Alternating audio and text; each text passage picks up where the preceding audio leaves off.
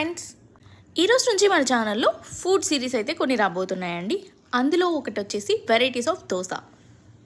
ఈరోజు స్పెషల్ వచ్చేసి పాలక్ దోశ అండి. ముందుగా ఒక కట్ట పాలకూరని తీసుకొని బాగా కడిగేసి మిక్సీలో 2 పచ్చిమిర్చి వేసి పాలకూర వేసి గ్రైండ్ చేసుకోవాలి.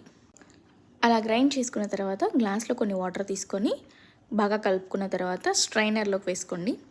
ఎందుకంటే దాంట్లో కొంచెం నార అండ్ కాడలు కొన్ని గట్టిగా మృదువుగా ఉన్నవి గ్రైండ్ అవ్వవు.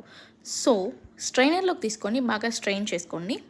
ముందుగానే దోశ పిండిలో వాటర్ అయితే కలపకండి, ఎందుకంటే పాలకూరలో వాటర్ ఉంటాయి కాబట్టి మళ్ళీ జారుడుగా అయిపోతుంది. ఇలా చేత్తో బాగా రబ్ చేసుకుంటే మొత్తం కిందికి వెళ్ళిపోతుందండి.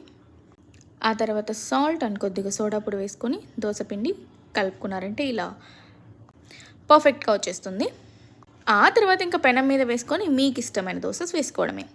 ఈరోజు అయితే మా ఇంట్లో కారం దోశ అండ్ ప్లెయిన్ దోశ అయితే చేసుకున్నాము.